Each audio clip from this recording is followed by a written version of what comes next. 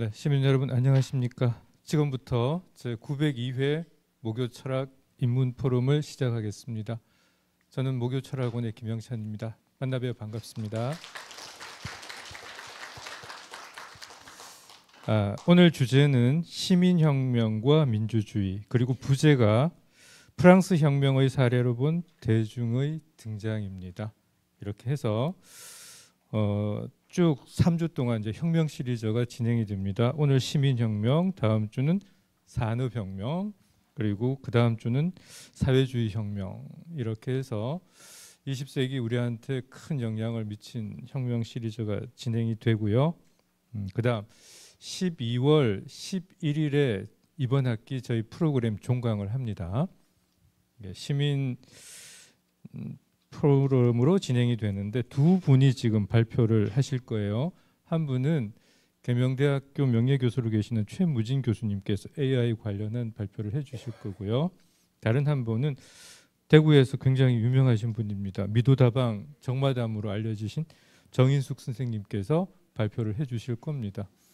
이렇게 두 분 시민 포럼 발표를 하시고 올해 1학기 2학기 합쳐서 20분 이상 참여하신 분들에게 이수증을 수여하도록 그렇게 하겠습니다.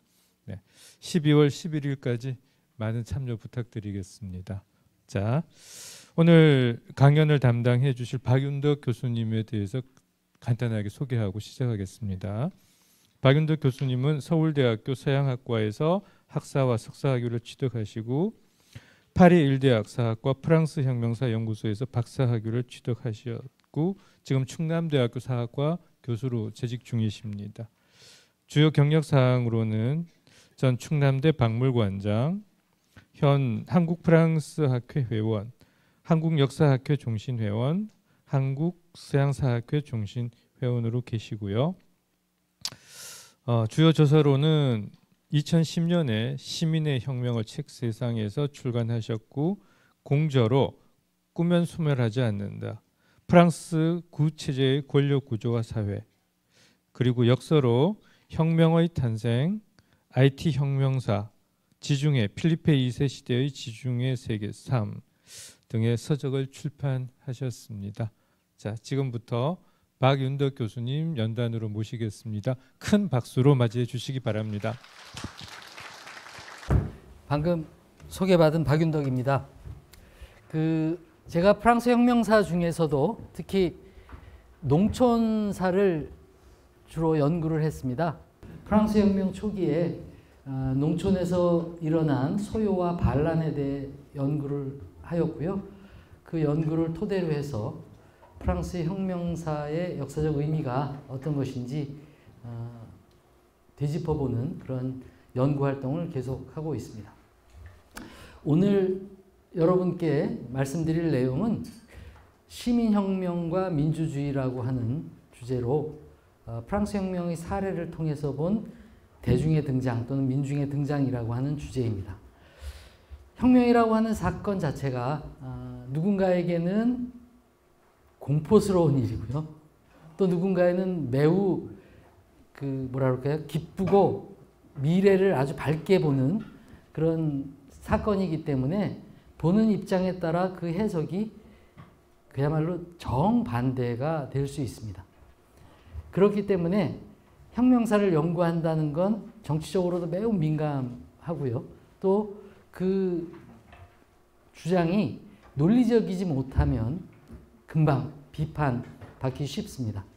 그래서 자기의 주장을 뒷받침하기 할 수 있는 논거를 열심히 찾다 보니까 아주 구체적인 사실들을 더 많이 언급하게 되었습니다. 그래서 그러한 사실들을 사실 개설서나 일반 강의에서는 거의 언급하지 않기 때문에 여러분께서 들으시면서 저건 좀 생소한데 또는 뭐 저렇게까지 생각할 필요가 있을까? 이렇게 생각하실지도 모르겠습니다만 제가 생각할 때 프랑스 혁명이라는 사건과 민주주의라고 하는 어떤 정치 체제가 어떤 식으로 관계 맺고 연관 지었는지를 새로운 시각에서 살펴보는 것이 이 강의에서 제가 여러분들께 말씀드리고자 하는 것입니다. 프랑스 혁명 그러면 민주주의의 기원이라고 보통 이야기들을 합니다. 그런데 틀린 얘기는 아닙니다. 틀린 얘기는 아닌데요. 그 민주주의의 기원이 어떻게 기원이 됐는지에 대해서는 보통 사람들이 잘 모르고 관심도 갖지 않습니다. 그래서 제가 우리가 어떤 사건, 역사적 사건을 바라볼 때 그 사건을 좀 더 객관적이고 새로운 시각에서 바라볼 수 있기 위해서 관점의 문제를 먼저 여러분들께 말씀드리고자 합니다. 아마 오늘 아침에 일찍 다들 일어나셨을 테고요. 해가 뜨는 걸 보셨을 겁니다. 해는 동쪽에서 떠서 서쪽으로 진다. 이 말은 참일까요? 거짓일까요? 누구나 다 확인하기 때문에 참이라고 생각하실 겁니다. 지상에 있는 인간의 관점에서 보면 참입니다.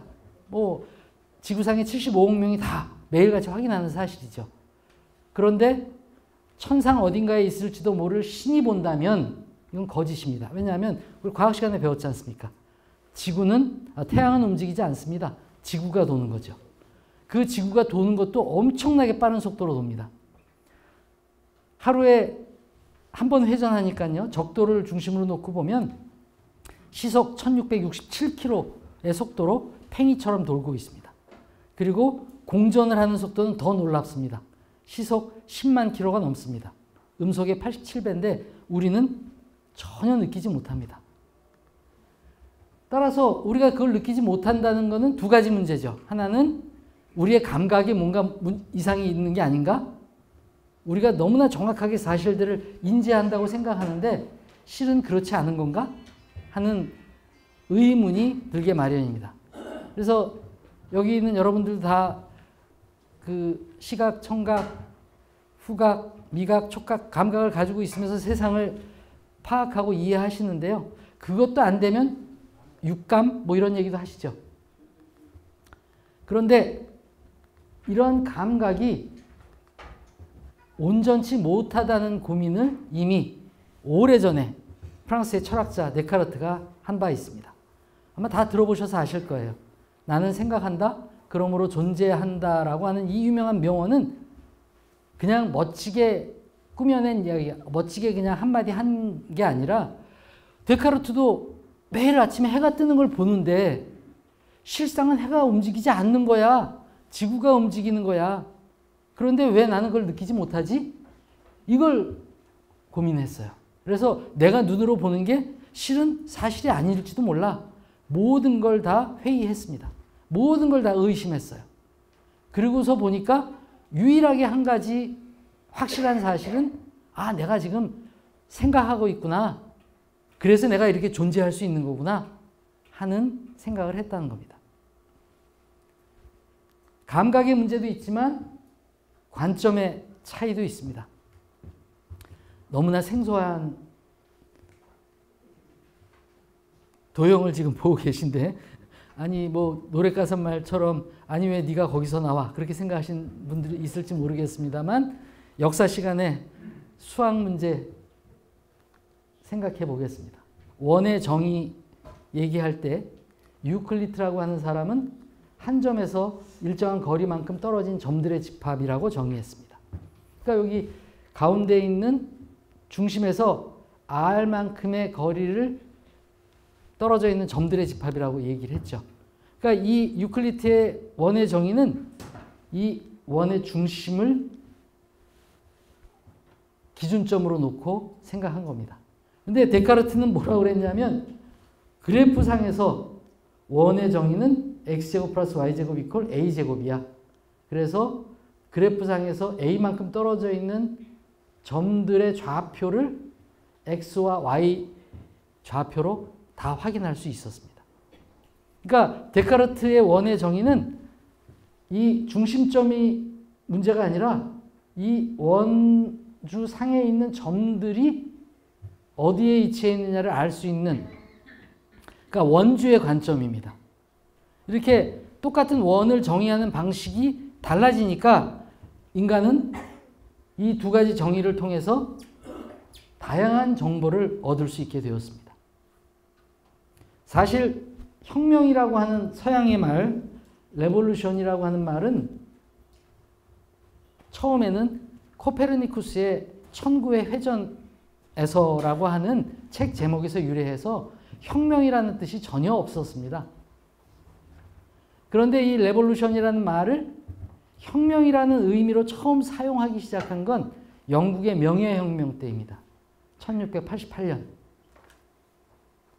그런데 그 영국의 명예혁명이라고 할 때 영국 사람들이 썼던 레볼루션이라고 하는 의미는 지금 우리가 생각하는 혁명이 아니라 원래 자리로 되돌아오는 회전이었습니다. 그래서 영국 사람들이 명예혁명을 글로리어스 레볼루션이라고 이름 지었을 때 우리가 못된 왕, 폭군에게 빼앗겼던 권리를 되찾은 거야 라고 하는 의미로 쓴 거예요. 그런데 프랑스 혁명이라고 하는 용어에서는 이 회전이 전복이라고 의미로 사용되게 되었습니다. 어떻게 보면 이것도 관점의 문제인데요. 회전하는 저 원을 이렇게 90도 허리를 꺾어서 보게 되면 이런 모양이 되는 거죠. 이와 같이 관점의 차이에 따라 우리가 똑같은 사건도 다르게 해석할 수 있게 되는데 프랑스 혁명이라고 하는 사건 그 자체가 어떻게 보면 혁명이라고 하는 말의 의미를 그렇게 바꾸어 놓았다 이렇게 생각하시면 됩니다. 프랑스 혁명이 도대체 어떤 사건이길래 이렇게 변화되었는가 이 문제를 우리가 생각해 봐야 하는데요. 아마 역사에 좀 관심 갖는 분들이라면 아실만 한데 서양사에서 그리고 이제 뭐 역사 전체를 통틀어서 사람들이 제일 궁금해하는 질문 아마 첫 번째는 로마 제국은 왜 멸망했을까? 이게 제일 많은 사람들이 관심을 갖는 질문이 아닐까 싶습니다. 제가 생각할 때 두 번째로 관심을 많이 받는 질문은 바로 이거입니다. 프랑스 혁명은 왜 일어났을까? 뭐 마리 앙뚜아네트가 사치해가지고 목걸이 사건 때문에 뭐 이러저러한 원인들을 많이 얘기하죠. 기상이변으로 우박이 한여름에 쏟아져가지고 농사를 다 망쳐서 그래. 뭐 여러 가지 이야기를 할 수 있겠는데요. 어느 시대나 어느 나라나 마찬가지로 반란이나 혁명적 사건이 일어나는 건 살기 힘들어서입니다. 우리도 뭐 못 살겠다 갈아보자. 이런 이야기가 나왔던 시절도 있었는데요. 프랑스 혁명도 마찬가지입니다. 다만 그 문제를 어떤 식으로 접근하고 처리하려고 했는지 하는 게 관건입니다. 사회 상태가 아주 지금 불안하다. 먹고 사는 문제가 힘들다. 어떤 문제가 발생할까요? 일단 먹고 살기 힘들면 극단적인 어떤 궁핍에 내몰리면 인간들이 보이는 양태는 크게 네 가지 있습니다. 뭐 조금 그거보다는 특수한 사례 5가지를 얘기할 수도 있는데요. 배고파서 도저히 참을 수가 없어. 배고픔을 어떻게 할 수가 없어. 그러면 제일 먼저 양심을 버리고 도둑질합니다. 아니죠. 참 자존심을 먼저 버리고 국어를 하겠죠. 자존심을 버리고 국어를 하고 두 번째로 양심을 버리고 도적질을 합니다. 세 번째는 뭘 버릴까요? 양심도 자존심도 버릴 수 없는 사람은 목숨을 버립니다. 자살하죠. 그런데 자살한다고 문제가 해결되지 않습니다. 자기는 그냥 저 세상 가서 나 몰라라 할 수 있을지 몰라도 남은 가족들은 더 괴로워지죠. 그래서 네 번째 양태는 뭐냐면 집단 행동을 합니다. 200년 전 프랑스에서는 식량폭동이 가장 대표적이었고요. 지난 세기에 유럽이나 우리나라에서도 여러 차례 그런 사건들이 있었는데 파업을 합니다. 식량폭동이나 파업은 똑같은 양상입니다. 파업은 월급 올려줘 이거고 식량폭동은 내 월급이 요것밖에 안 되니까 식량값, 빵값 내려. 이 두 가지 대응하는 방식의 차이일 뿐 목적은 똑같다고 얘기할 수 있습니다. 따라서 먹고 살기가 힘들어진 걸 어떻게 할 수 있지? 역사가들은 조사하는데 빈곤율, 범죄율, 자살률 뭐 이런 것들을 조사합니다. 프랑스 혁명기에는 대충 6명 중에 1명이 굶주림에 시달려서 처자식을 먹일 수 없는 상태가 되었다. 이제 극빈 상태를 말하는데요. 6명 중에 1명쯤 그렇게 되니까 반란이 일어났습니다. 그 다음에 범죄율도 치솟죠. 근데 이러한 뭐라 그럴까요?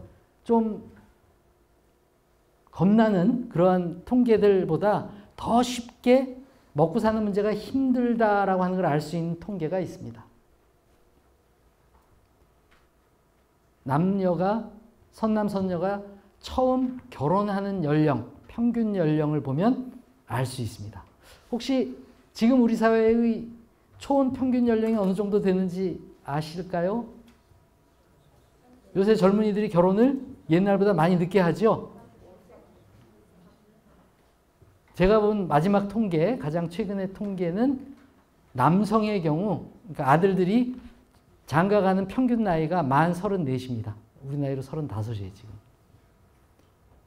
여자가 만 31입니다. 그러니까 아마 여기 앉아 계신 분들 처음 결혼했을 때 그때하고 비교하면 상당히 많이 늦어졌을 거예요. 프랑스 혁명 터졌을 때 프랑스의 남성 여성들은 몇 살이나 됐을 때 결혼을 했을까요?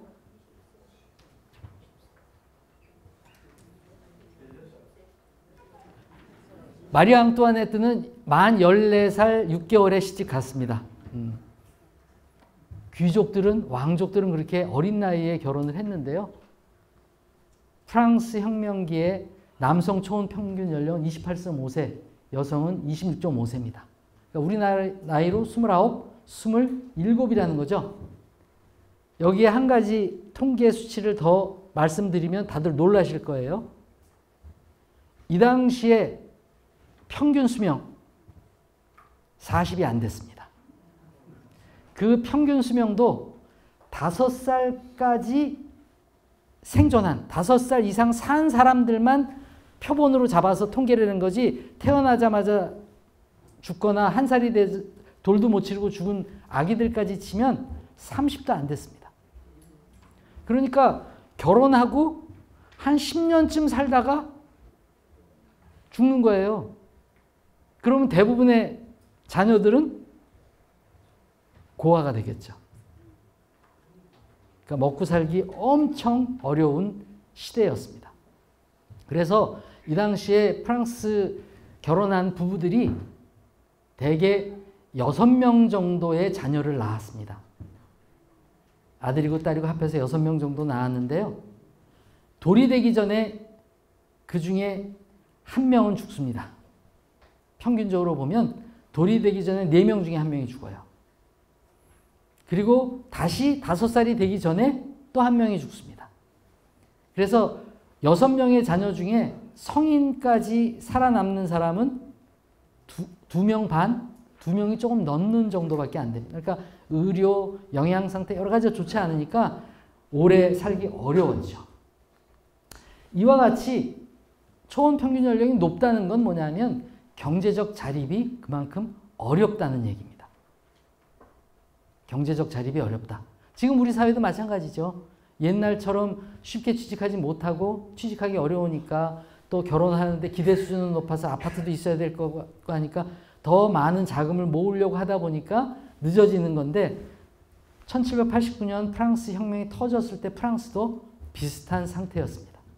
그런데 그나마 프랑스 혁명기에 이 초혼 평균 연령은 한 50년 만에 한 살이 더 늘었어요. 근데 지금 한국은 지난 10년 동안 2.5세, 2년 6개월이 늘어났습니다. 이렇게 빠른 속도로 늘어나게 되면 우리도 어떤 상황이 닥칠지 예상하기 어려울 겁니다. 왜 이렇게 먹고 살기가 힘들었느냐? 농사가 잘 안 됐습니다. 프랑스 가보신 분들은 느끼시겠지만 그 너른 들에 밀이 그냥 아주 끝도 안 보이는 그 밀밭 널찍널찍하고 땅은 비옥하고 한데요. 지금은 뭐 기술이 발달해서 농사가 잘 됩니다. 근데 옛날에는 기술이 낙후되어 있는 상태에 농사를 짓는다는 건 너무나 힘든 일입니다. 여기 아마 어린 시절 농촌에서 사셨거나 실제로 농사를 지어보신 분들도 있으리라고 생각되는데요. 혹시 쌀 한 토를 심으면 가을 거제할 때 몇 배나 수확할 수 있을지 생각해 보셨을까요? 아시는 분들도 있을 것 같은데요. 쌀 한 토를 심으면 수확할 때 몇 배 수확을 할 수 있을까요? 가지를 많이 쳤을 때는 500배도 될 수 있지만 가지를 적게 치면 100배도 될 수 있어요. 한마지기 무슨 뜻인지 아시죠? 200평. 한마지기란 한 말의 벽실을 파종할 수 있는 면적의 땅을 말합니다. 그래서 비옥한 서쪽 지역은 200평이고요. 저쪽 강원도 산골은 300평인데도 있습니다. 그러면 한마지기에 한 말의 벽실을 파종했으면 가을에 몇 알이나 수확할 수 있을까요? 몇 가마 수확하는지 혹시? 15가마니요? 연구실이나 실험실에서는 15가마에도 할 텐데요. 옛날에 제가 어렸을 때는 한마지기 농사 지으면 괜찮은 어느 정도 중급지에서 6가마니는 최소 수확을 했습니다. 많이 되는 데는 뭐 8가마니 되고요. 지금 실험실에서는 아마 100배도 더 할 수 있을 텐데 여전히 평균은 아마 한 80에서 90 사이 아닐까 싶습니다. 그러니까 쌀은 상당히 파종 대비 수확량이 많은 작물입니다. 밀은 얼마나 수확할 수 있을까요? 밀은 30, 시에서 30배. 물도 물론 말씀하신 것처럼 밀도 그 종목이 품종이 워낙 다양하기 때문에 조선 한반도에서 되는 뭐 통밀도 있고 그렇지만 프랑스에서 재배하는 밀은 프로망이라고 그래서 좀 다른 종류인데요. 쌀보다 현저히 낮습니다. 그래서 지금 수준으로도 평균 15배 정도밖에 수확 못합니다. 그런데 프랑스 혁명기에는 얼마나 수확했냐면 한 알 심어서 4알 내지 6알을 수확했습니다. 그러니까 수확량이 적을 수밖에 없어요. 그런데 쌀은 뭐 1000알을 먹어야 되지만 밀은 100알만 먹어도 배가 부르다. 그러면야 뭐 별 걱정 없을 텐데 쌀이나 밀이나 알곡의 크기는 비슷하고요. 밀은 가루내서 빵을 구워야 되기 때문에 더 많이 먹습니다. 그래서 먹는 양은 크게 다르지 않아요. 그 얘기는 뭐냐면 밀 농사를 지어서 먹고 살려면 논농사 지역에서보다 최소 한 8배 내지 9배의 경작지의 농사를 지어야 먹고 살 수 있었습니다. 그 얘기는 거꾸로 얘기하면 노동 투입량이 8배나 9배는 돼야 된다는 얘기예요. 그러니까 뼈 빠지게 일을 하지 않으면 농사 짓기 어렵습니다. 그래서 우리 조선의 농사는 사람들이 하잖아요. 근데 유럽에서는 그러기가 너무 힘드니까 기계를 쓰기 시작해서 기계화가 빨리 이루어진 겁니다. 근데 이 농사를 짓고 나면 이 수확한 이 농작물을 농민이 다 먹을 수 없습니다. 세금도 많이 내야 했어요. 그래서 계산하기 좋게 5알을 생산했다. 한 알 심어서 5배 수확을 했다고 했을 때 제일 먼저 뜯어가는 사람? 왕보다 더 높은 사람이 있습니다. 기독교 사회에서는 신이 뜯어가죠. 교회가 11조로 0.5알 가져갑니다. 루이 14세는 국부의 13%를 세금으로 걷어갔는데요. 그러니까 계산하기 좋게 그냥 10%로만 계산해서 다시 0.5알 가져가니까 5알 중에 1알 없어졌죠. 그 다음에 왕 다음에 높은 사람이 영주가 뜯어갑니다. 영주는 15%에서 30% 정도를 뜯어갔는데 계산하기 좋게 20%로만 잡아도 1알 날아갑니다. 나머지 3알, 1알 심어서 3알 거둔 거예요. 근데 3알 다 먹으면 그걸로 끝이죠. 왜? 이듬해 농사를 지어야 되는 종자를 남겨야 될 거 아닙니까? 한 알 심어서 두 알밖에 못 먹어요. 그러니까 지금 우리가 유럽의 농민들은 아주 부유해, 땅도 넓고, 지금 얘기입니다. 옛날에는 오히려 동아시아의 농민들보다 더 힘들면 힘들었지 나은 게 없었습니다. 이 일은 뼈 빠지게 해야 되고요. 수확은 얼마 안 되고 수확에서 뜯어가는 사람 너무 많고, 그러니까 조금이라도 가뭄이 들거나 하면 프랑스 농민들은 굶어 죽기 십상이었습니다. 그래서 아사자가 나오지 않는 게 19세기 중반에 가서입니다. 프랑스 혁명 때도 굶어 죽는 사람이 있었고요. 루이 14세 치세 말기에는 1707년 뭐 이럴 때 대기근이 닥치게 되는데요. 한 해 겨울에 60만 명이 죽습니다. 굶어 죽어요. 3, 400만 명 중에 60만 명이 굶어 죽는 거예요. 그러니까 먹고 살기 힘들죠. 그런데 정치는 그렇게 백성들을 위하는 정치가 아닙니다. 효율적이지 않았어요. 비용은 많이 들고 무능력했습니다. 귀족들, 성직자들은 호의호식하면서 사치를 누렸는데 대다수의 평민들은 굶어 죽기 십상인 그런 아주 아사 직전의 상태였다.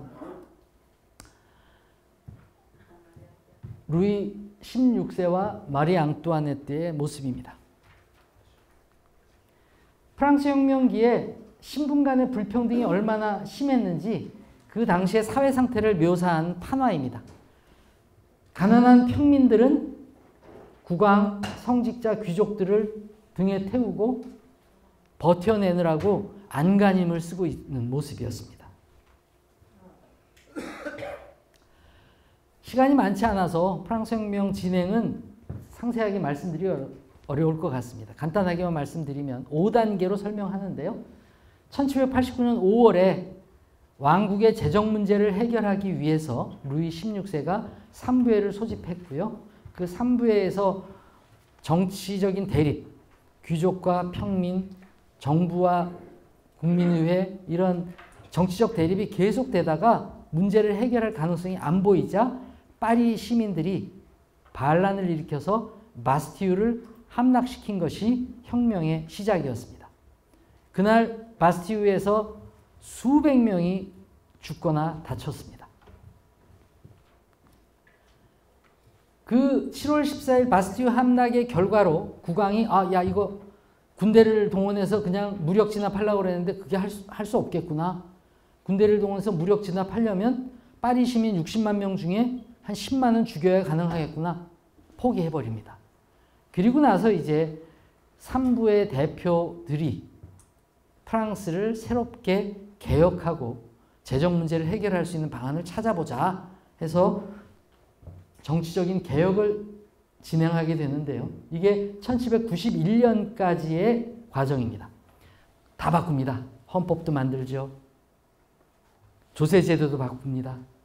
기존의 법은 다 폐지하고 사법제도 개혁합니다. 군대도 재조직하고요. 성직자 이제 공무원화 시켜버립니다. 국가에 충성 맹세하게 하고. 모든 걸 다 바꾸는데 민중이 반란을 일으켜서 봉기해서 혁명을 지켜냈음에도 불구하고 국민의 대표라고 하는 사람들은 결국에 개혁을 하면서 자기네 이익이 침해되는 일은 하지 않습니다. 자기네들이 잡은 권력을 유지할 수 있는 방법을 찾아내요. 그 방법 중에 가장 확실한 방법이 뭐냐면 가난한 사람들에게는 투표권 주지 않는 겁니다. 그리고 어느 정도 재산 자격을 가진 사람들만이 투표권을 받았어요. 그래서 지금 우리 식으로 따지면 한 1년에 직접세 30만 원 정도는 내야 투표권을 받았습니다. 지방의회 의원이라도 되려면 우리 지금 기준 한 100만 원 정도 세금 내야 했어요. 국회의원 피선거권 자격이 있는 국회의원에 입후보할 수 있는 자격을 가진 사람은 지금 기준으로 하면 500만 원 이상? 500만 원이 뭐예요? 500만 원도 훨씬 더 1000만 원 이상 될 것 같네요. 그렇게 세금을 낸 사람들에게만 차등으로 정치적 권리를 나누어 주었습니다. 그러니까 민중들은 야 바스티에서 목숨 걸고 싸운 거 우린데 우리한테 돌아온 목숨 너무 적어. 불만이 당연히 생기겠죠. 혁명가들은 여기에서 혁명을 멈추고 싶었습니다. 그런데 거기에서 혁명이 멎을 수가 없었어요. 이유는 간단합니다. 루이 16세가 마리 앙뚜아네트와 자녀들을 데리고 야반 도주를 시도했습니다. 1791년 6월 20일 날 마차에다 짐을 잔뜩 싣고 자기 처갓집이 지배하고 있는 룩셈부르크라고 하는 나라를 향해서 밤새 마차를 달려 해외로 도주하려 하다가 바렌느라고 하는 곳에 잡혔습니다. 뭐 어떻게 해서 잡히게 됐는지 여러 가지 그 설들이 있는데요. 뭐 우체국장 아들이 우표에서 뭐 보고 알아봤다는 둥, 뭐 돈에 찍혀있는 왕의 초상을 보고 알아봤다는 둥, 뭐 그런 얘기가 있는데 사실 그거 다 낭설입니다. 당시에는 지폐가 없었습니다.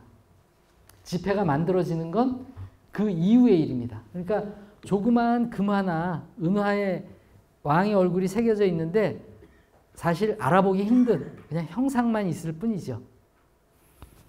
그래서 그런 뭐 주장은 제가 생각할 때 근거가 박약한 주장인데 자세히 그 기록들을 살펴보면 예나 지금이나 여행을 할 때는 패스포트, 증명서가 필요했습니다. 이 시기에는 외국으로 나가는 여행이 아니라 하더라도 국내 여행에서도 패스포트가 필요했어요. 그래서 패스포트에 사진도 없으니까 신상에 관한 기록, 그 다음에 인상착의를 아주 상세하게 기록을 했습니다. 그런데 위조된 패스포트를 가지고 왔으니까 중간에 누가 보자고 해서 보여줬더니 문서에 있는 인물과 실제 인물이 너무 차이가 나니까 잠시 기다리세요 하고 붙잡아 놓는 바람에 잡혔습니다. 왕이 해외로 도주하려고 했다. 이건 뻔하죠. 그럼 탈출에 성공했으면 그 다음에 어떻게 했을까요? 혁명에 반대하는 귀족들을 이끌고 오스트리아 군대를 끌고 자기의 나라를 공격하려 했던 게 너무나 명백했기 때문에 야 이거 왕 그냥 두면 안 돼. 그리고 외국과 전쟁 곧 하게 될 것 같아. 오스트리아가 프랑스 왕을 다시 왕자에 밀어 올리기 위해서 절대 왕정을 복원하기 위해서 전쟁을 도발할 것 같아. 이런 아주 심각한 분위기였어요. 그러다 보니까 뭐 요새 젊은이들 표현대로 어차피 맞을 거, 어차피 싸울 거면 선빵을 날리자. 이런 주장이 사람들의 여론을 등에 업고 그런 주장을 혁명 전쟁을 시작하게 됩니다. 먹고 살기 힘들어서 혁명이 터졌잖아요. 근데 혁명 지키자고 전쟁까지 하게 되니까 어떤 일이 벌어지겠어요? 더 먹고 살기 힘들어지죠. 그러니까 혁명이 점점 더 급진화될 수밖에 없었습니다. 그래서 여러분들이 잘 아시는 공포정치와 자코뱅 독재라고 하는 상황이 닥치게 됩니다. 공포정치의 상징은 단두대입니다. 기요틴이라고 불리는 단두대. 지금 우리가 볼 때는 아주 끔찍한 처형도구 이렇게 인식하게 되는데요. 사실 단두대를 만든 사람 루이 16세였습니다. 단두대를 만든 이유는 사형을 집행할 때 귀족들은 칼로 쳐 죽이는 참수형을 했고요. 왜냐하면 전사들이니까 칼에 맞아 죽는 게 명예라고 생각했습니다. 평민들은 교수형을 했습니다. 야, 어떻게 사람을 처형하는데 사형을 시키는데도 귀족 따로 평민 따로 그렇게 다르게 해. 이거 좀 너무한 것 같아. 그래서 루이 16세가 형법 개정을 시도하면서 사형 도구를 단일화시킨 겁니다. 귀족들은 칼 맞아 죽는 거니까 도끼로, 평민들은 교수형보다는 조금 명예롭게 뭐 이런 식으로 해서 그 단두대를 만들었는데 본인이 이제 그 단두대에 희생당하게 되리라고는 아마 상상도 하지 못했을 겁니다. 근데 생각해 보세요. 지금 전쟁을 해야 돼. 먹고 살기 힘들어. 그러니까 서로 도와가며 참아가며 살자. 그래서 식량도 배급받고요. 뭐 생필품 배급받고 배급제, 전시경제 체제를 만든 건데요. 그 덕인지 혁명전쟁에서 프랑스가 승기를 잡아서 전세가 역전됩니다. 그러니까 야 이제 우리가 전쟁에서 이길 것 같은데 계속 이렇게 어렵게 힘들게 공포스럽게 살아야 돼? 공포정치하는 거 우리가 바랐던 거 아니고 어려운 상황에서 어쩔 수 없이 우리가 받아들인 건데 그러면 이제는 상황이 나아졌으니까 공포정치 그만해야지. 이렇게 여론이 돌아가면서 테르미도르의 반동이라고 하는 사건이 벌어져서 혁명을 주도했던 급진파 지도자 로베스피에르가 실각하게 되고요. 온건파들이 다시 권력을 장악하는 게 프랑스 혁명의 사실상 끝이라고 말씀드릴 수 있겠습니다. 그런데 이 과정을 우리가 잘 보면 아주 복잡한 과정을 거칩니다. 제가 가끔 동료들한테 전화 받아요. 박선생, 내가 다음 시간에 프랑스 혁명 강의를 해야 되는데 도대체 프랑스 혁명 보면 웬 파벌들이 이렇게 많아. 사실 미국 혁명은 파벌이 2개밖에 없습니다. 연방하자는 연방파, 반연방파. 영국 혁명도 그렇게 많지 않아요. 종교적인 내전이었기 때문에 야 교회를 개별 교회가 독립적으로 운영해, 독립파. 장로들이 모여서 운영해, 장로파. 사회적인 평등을 좀 주장하는 수평파. 이 정도입니다. 근데 프랑스 혁명은 보시다시피 엄청나게 많은 파벌들이 등장합니다. 왜 이렇게 파벌들이 많이 등장하느냐? 이유는 간단합니다. 프랑스 혁명이 해결해야 할 문제가 많았어요. 그리고 그때그때마다 혁명의 진행이 변곡점을 맞습니다.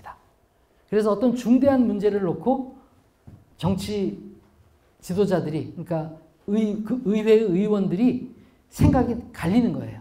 그래서 혁명에 찬성하자 한 세력이 애국파, 반대하는 세력이 특권파 이렇게 나뉘었다가요. 1789년 9월에 가면 무슨 일이 벌어지냐면 헌법 초안을 만들기 위해서 의회에서 토론이 벌어집니다. 그래서 야 프랑스식으로 단원제 만들어 왕권에 대항할 수 있는 강한 의회를 주장하는 쪽이 애국파, 입헌군주파는 영국식으로 상원 하원 만들자. 상원을 만들면 어떤 효과가 있을까요? 상원은 귀족들의 회의체잖아요. 그러니까 귀족의 권력을 온전시켜주는 겁니다. 뭐 이런 식으로 파벌들이 계속 나뉘는데 이 자코뱅이니 페이앙이니 하는 이제 그 외래어 이름들은 어느 장소에서 모였는지 그 모인 건물, 수도의 건물의 이름에서 따온 겁니다. 근데 자코뱅파가 계속 주도권을 장악해서 뒤에 가면 이 자코뱅파가 이제 지롱드파, 산악파, 평원파 이렇게 막 갈리는 겁니다. 이런 과정을 통해서 프랑스 혁명은 그때그때 당면한 문제들을 해결해 나갔고요. 그러다 보니까 이 파벌 싸움에서 누가 이기느냐에 따라 혁명의 진로가 이쪽으로 갔다가 저쪽으로 갔다가 급진화됐다가 온건파가 다시 장악했다가 하는 문제였습니다. 지금 제가 말씀드린 5단계의 사태 진전을 상징적으로 보여주는 사건들을 판화로 보시면 1789년 7월 14일에 벌어진 바스티유 함락입니다. 바스티유 함락이 끝나자마자 프랑스 사람들은, 파리 시민들은 이 바스티유 요새를 헐어버립니다. 아마 이때 헐지 않고 놔뒀으면 이거 보기 위해서라도 1년에 한 몇백만 명은 더 파리를 방문했을 것 같은데 지금은 그림으로밖에 볼 수 없습니다. 이것은 1791년 국왕이 탈주하려다가 잡힌 이후에 왕정을 폐지하는 문제를 놓고 의견이 갈려서 시위하는 군중을 혁명수비대, 파리의 국민방위대가 총격을 가해 사살하는 장면입니다.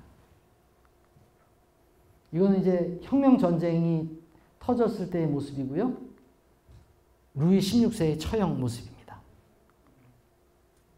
이건 아까 이제 로베스피에르가 실각하는 테르미도르 반동의 사건을 묘사한 것입니다. 이제 오늘의 본격적인 주제, 사실 이 문제를 말씀드리려고 혁명의 진행이나 이런 것도 간략하게 말씀을 드렸는데요. 프랑스 혁명이 민주주의의 기원이라고 사람들에게 인식된 가장 중요한 이유는 인간과 시민의 권리 선언에서 인민주권, 우리는 인민이란 말을 역사적 경험에서 좀 뼈 아프게 당했기 때문에 국민주권 이런 말로 대체했는데요. 이 국민주권의 원칙을 공식적으로 선언한 것입니다. 이게 이제 민주주의의 근간이죠. 그리고 인간의 기본권을 천명했어요. 그래서 입헌군주제이든 공화제이든 간에 민주주의의 원칙을 대원칙으로 천명했다 하는 겁니다. 두 번째로는 선거에서 정치적 정통성을 확보했습니다. 그래서 프랑스 혁명 이후에 시장, 지방의회 의원, 국회의원, 왕이 있으니까 대통령은 없었겠죠. 그러니까 대통령 선거는 없지만 나머지는 다 선거로 뽑았습니다. 도의 검사장 투표에, 심지어 그 도의 주교도 투표로 뽑았습니다. 나중에 군대에서 중대장도 투표, 대대장도 투표, 모든 공직을 투표로 선출했습니다. 그래서 투표라고 하는 선거 제도를 민주주의가 실행되는 가장 기본적인 방법으로 만들었다는 점에서 프랑스 혁명이 민주주의의 기원이라고 이야기되고 있습니다. 그런데 그 투표를 통해서 대표를 뽑는 것이 대의제라는 겁니다. 대의제. 지금 우리가 시행하고 있는 게 대의제죠. 제가 대구는 잘 몰라서 대전을 예를 들어 말씀드리겠습니다. 제가 사는 동네가 유성구인데요. 저는 유성 갑구에 투표소를 가서 투표합니다. 여러분, 우리 지역에서 뽑힌 국회의원이 유성갑 국회의원 이렇게 해야 맞는데 당선증을 딱 받은 다음에는 지역구가 없어져요. 국민의 대표가 됩니다. 생각해보면 대의제의 원칙이라고 하면 투표를 한 선거 구민의 뜻을 대신 전달하는 거잖아요. 꼭 유성구 주민들이 결정한 뜻에 따라 표결해야 할 것 같은데 국회의원 개원식 할 때 선서할 때 뭐라고 그러냐면 양심에 따라 투표한다는 거예요. 자기는 국회의원이. 그러니까 엄밀하게 따지면 이게 대의제 맞나? 이런 생각이 듭니다. 나는 유성구에서 뽑혀서 유성 갑구 선거구민의 뜻에 따라 표결하겠습니다. 이렇게 선서해야 맞을 것 같은데 그렇게 안 하고 국민의 대표로서 양심에 따라 투표한다. 이게 지금의 대의제입니다. 그런데 프랑스 혁명이 터졌을 때는 선거구민의 뜻에 따라 표결하는 원칙을 지키려고 했습니다. 귀족의 대표는 귀족의 뜻에 따라, 성직자의 대표는 성직자의 뜻에 따라, 파리 시민의 대표는 파리 시민들의 뜻에 따라 표결해야 되는 거 아니야? 이런 원칙을 지키려고 했어요. 그것을 법률 용어로 기속 위임의 원칙이라고 이야기를 합니다. 전 세계에서 지금 그 원칙을 지키면서 투표하는 게 딱 한 사례가 있습니다. 한 건이 있어요. 뭐냐면 여러분들이 미국 대통령 선거 생각하시면 그 방식이 무엇인지 압니다. 미국 시민들이 다 투표를 하는데 캘리포니아 주에서는 54명의 선거인을 뽑는 거예요. 그래서 캘리포니아 주에서 민주당이 55대 45로 승리했어. 그러면 그 주의 선거인은 전부 다 민주당 선거인으로 채워집니다. 그리고 대통령 선거하는 날 미국 전역에서 534명인가요? 선거인이 모여서 투표를 할 때 나는 민주당 후보를 찍으라고 위임을 받았는데 그날 갑자기 변심해서 공화당 트럼프 찍을 거야. 안 됩니다. 반드시 위임받은 그대로 찍게끔, 그게 기속위임의 원칙인데 프랑스 혁명 초기에 그 원칙을 깨버립니다. 왜냐하면 귀족 중에서 평민의 뜻에 동참하고 혁명을 지지하는 사람들도 있었을 거 아니에요. 그런데 기속이임의 원칙을 그대로 유지하면 그 귀족들이 혁명에 동참하도록 유도할 수가 없었어요. 야, 그거 이제부터 취소해. 이렇게 해서 기속이임의 원칙을 폐지하고 의원들이 양심에 따라, 그래서 거기에 대해서 면책특권을 누리게 됩니다. 그리고 이제 민주주의를 할 때 우리가 지금 너무나 당연하게 하지만 다수결로 하죠. 100명이 표결했을 때 51대 49가 되면 많은 51족의 뜻에 따라 표결하는 방식입니다. 근데 혹시 어떤 분들은 야, 그거보다는 만장일치가 더 아름답지 않아? 이렇게 생각하실 수도 있을 거예요. 만장일치가 민주적일까요? 아닐까요? 왜 아니라고 생각하시죠? 만장일치가 만약에 원칙이 된다면 100명 중에 1명이 99명의 뜻을 막아버릴 수 있어요. 민주주의적이지 않죠. 그래서 프랑스 혁명기의 미라보 백작이 의회에서 표결 원칙을 정할 때 야, 말도 안 되는 소리 하지 마라. 만장일치는 민주적이지 않아. 다수결로 해야 맞아. 이렇게 해서 이제 기본적인 대의제의 원칙이 프랑스 혁명 때 만들어졌습니다. 이렇게 해서 이제 민주주의의 핵심 요소가 주권 재민의 원칙, 모든 권력은 국민으로부터 나온다. 법치주의, 법에 따라 통치한다. 왜?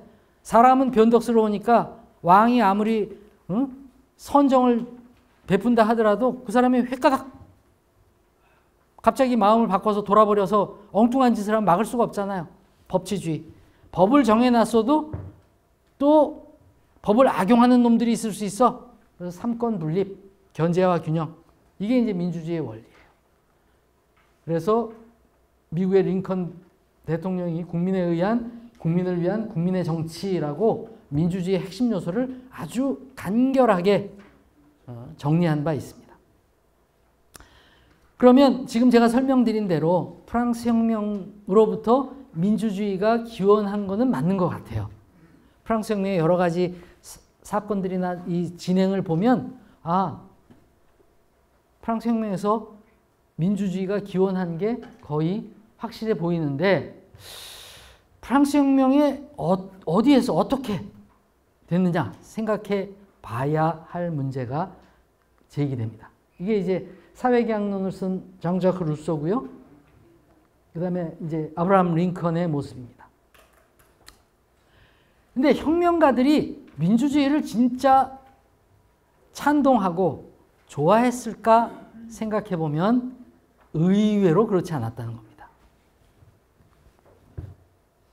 이거는 프랑스 혁명 초기에 제가 아까 1789년 9월 달에 헌법 초안을 논의했다고 했지 않습니까?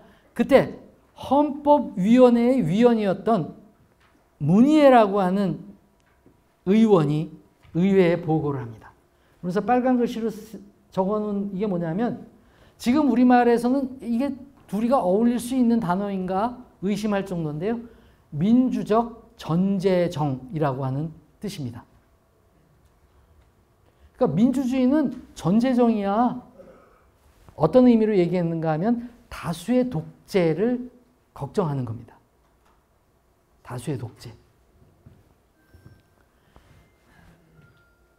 아래에 있는 발언은 여러분들 들어보셨겠지만 CS라고 하는 제3신분이라고 무엇인가라고 하는 팜플렛을 써서 귀족들을 신랄하게 공격했던 혁명가인데요.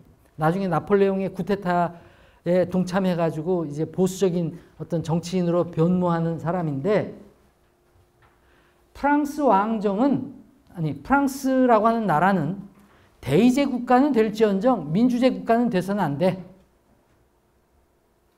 이렇게 주장했어요. 이 신념을 끝까지 포기하지 않았습니다. 혁명을 하면서도 민주주의에 반대했던 거예요. 제가 그 텍스트에는 우리말로 번역해서 그 글을 올려놓았으니까 한번 참조하시기 바랍니다. 이게 이제 그렇게 민주주의를 혐오하고 두려워했던 무니에와 CS의 초상입니다. 근데 프랑스 혁명가들만 그랬던 게 아니에요.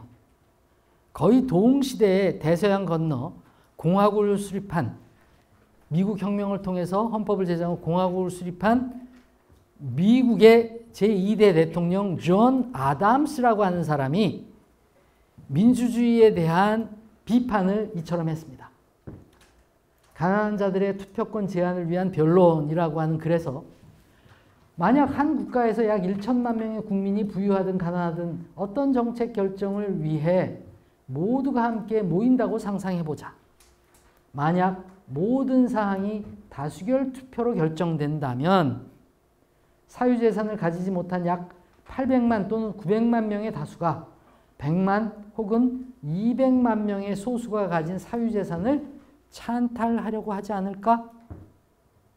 이게 무슨 말이냐면 그냥 가정으로 그 예를 들어서 말씀드리는 겁니다.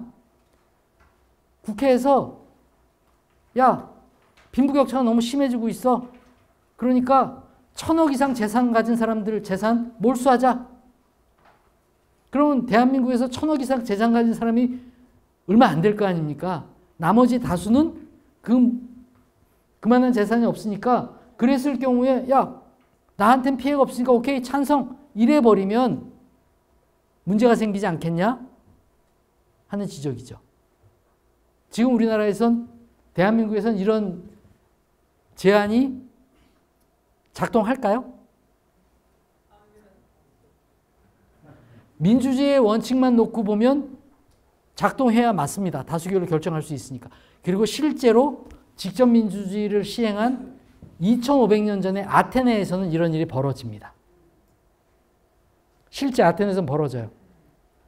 그리고 아테네에서는 어떤 일이 벌어지냐면 죄를 짓지 않았는데 저 새끼 내가 마음에 안 들어. 민회에서 이름 적어냅니다. 도편추방법이에요. 법에 의하지 않고도 10년간 재산 몰수하고 해외로 추방해버릴 수 있었습니다. 그런 일이 벌어지면 안 되잖아. 이런 얘기예요. 그러니까 이 지금 문제는 민주주의만으로 그런 문제를 다 해결할 수 없다 하는 거죠.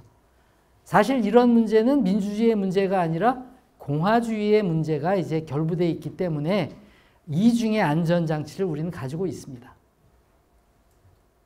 그래서 대한민국 헌법도요. 제1조 1항 뭔지 아십니까? 대한민국은 민주공화국이다예요.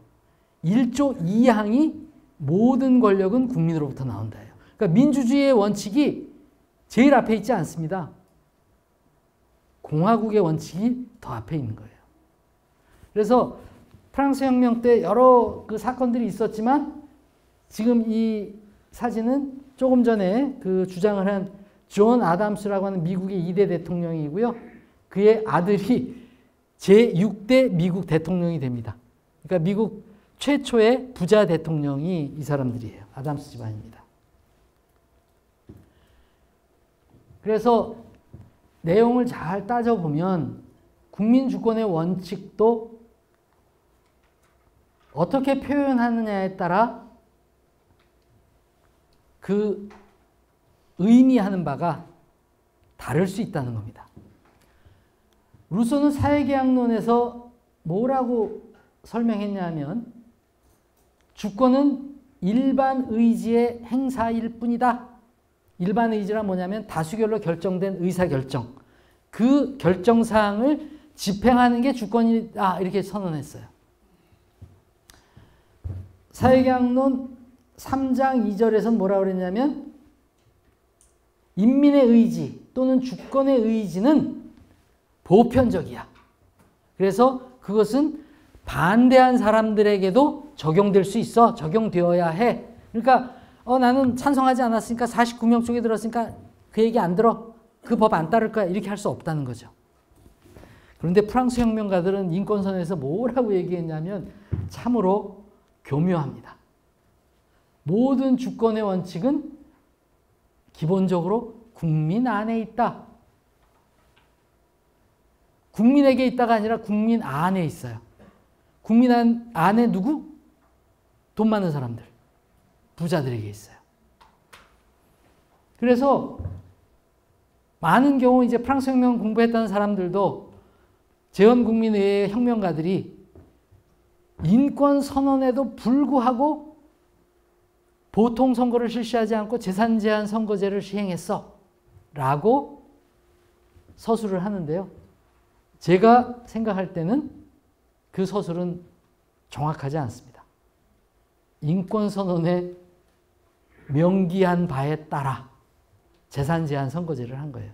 그러니까 프랑스 혁명을 일으킨 사람들이, 프랑스 혁명을 주도한 사람들이, 프랑스 혁명을 지도한 사람들이 민주주의를 수립하는데 절대 찬성하지 않았다는 겁니다. 그럼 누가 민주주의를 만든 거야? 혹시 벌써 한 10년 됐을까요? 원네이션이라고 하는 프랑스 영화가 사용된 바 있는데요. 프랑스 혁명에 관한 영화입니다. 그 영화의 그 대사 속에 이런 말이 나옵니다. 야, 바스티유에서 싸운 건 우리인데 왜 우리는 투표 못하지? 우리가 진짜 나라의 주인인데. 그 주인들이 때로는 반란을 일으켜서, 때로는 군대에 나아가 외적을 맞서 싸우면서 이렇게 프랑스 혁명을 지켜내려고 노력하고 분투한 결과 프랑스의 현재 헌법은 이렇게 명기하고 있습니다. 국민 주권은 선거나 그들의 대표나 국민 투표를 통해서 인민에게 속한다. 국민에게 속한다. 그러니까 인권선언의 표현보다 훨씬 명확하죠. 그러니까 주권은 국민에게 속하는데 그 국민은 대표의 선출을 통해서 또는 국민 투표를 통해서 주권을 행사한다는 거예요. 이처럼 프랑스 혁명은 여러 가지 결과를 만들어냈고요. 그 결과들을 토대로 해서 프랑스라는 나라를 훨씬 부강하게 만들었습니다. 그런데 그 과정에서 혁명의 지도자들, 물론 로비에스피에르는 민주파였습니다. 로비에스피에르는 보통 선거를 지지했어요. 그런데 그 로비에스피에르를 권좌에서 끌어내립니다. 왜? 독재한다고. 그러니까 프랑스 혁명기의 많은 혁명 지도자들은 민주주의를 독재와 동일시했어요. 왜? 다수가 자기들 숫자 많다고 결정한 대로 그냥 밀어붙이니까. 그래서 민주주의를 다수의 독재와 동의어로 이해하는 그러한 태도를 취했는데 그러한 도식을 깨트리고 무너뜨린 게 누구냐 하면 혁명에 참여한 시민들이었습니다. 평민들, 일반인들. 그들이 처음에는 투표에 별로 참여하지 않습니다. 나하고 먼 나라의 이야기인데 나하고 직접 상관없는데. 그래서 투표권이 주어졌는데도 불구하고 투표율이 20%가 채 안 됩니다. 그런데 그들이 정치에 참여하는 방식은 우리가 지금 제도화돼서 너무나 익숙한 선거라는 방식과는 다르게 직접 행동으로 참여를 한 겁니다. 식량폭동을 일으키거나 나라가 위태로우면 마치 의병을 일으키듯이 의용군을 조직해서 전선에 나아가서 오스트리아군과 프로이센군과 전투를 벌였습니다. 그러다 보니까 혁명가들은 민주주의를 좋아하지 않았는데 점점 마지못해 민중에게 정치적 권리를 조금씩 더 줄 수밖에 없었습니다. 왜냐하면 그들이 군대에 참여해야 프랑스를 지킬 수 있고요. 프랑스를 지켜야 프랑스 혁명을 온전하게 유지할 수 있으니까 로비에스피에르는 보통 선거를 지지한 사람으로서 민중에게 권리를 줘서 그들이 참여할 수 있게 해주자. 이렇게 주장을 했던 거예요. 근데 정말로 프랑스 혁명의 끄트머리에 그 로비에스피에르가 연단에서 끌려 내려와서 독재자라고 욕먹으면서 실각하게 됩니다. 로베스피에르는 천재였습니다. 지금도 프랑스에서 제일 유명한 고등학교인 루이 14세 고등학교, 소르본 대학 바로 뒤에 있는 루이 르그랑 고등학교를 수석으로 졸업했다는데 그 당시에 성적 증명서 같은 게 없으니까 수석인지 어떤지는 모르겠고요. 아주 뛰어난 수재였으면 틀림없습니다. 그런데 나라를 위해서 이제 혁명 5년 동안 정말 열심히 이제 전쟁도 지휘하고 뭐 했는데 그렇게 이제 독재자로 비난당하면서 끌려 내려왔잖아요. 그래서 다시 한번 내전을 벌이더라도 반대파를 제압하고 혁명을 다시 지켜야지 싸움을 하다가 수적인 열세로 밀려서 이제 질 수밖에 없는, 이제 잡히면 죽는 거예요. 단두대에 처형돼야 되는데 그 비참한 최후는 피하고 싶었던지 자살을 시도했습니다. 운도 지질이 없는 사람이 입에다 총을 놓고 권총을 놓고 쐈는데 총탄이 볼을 관통해서 볼따구니만 망가지고 죽지도 못했어요. 그 상태로 다음날 단두대에 끌려가서 바로 처형을 당했습니다.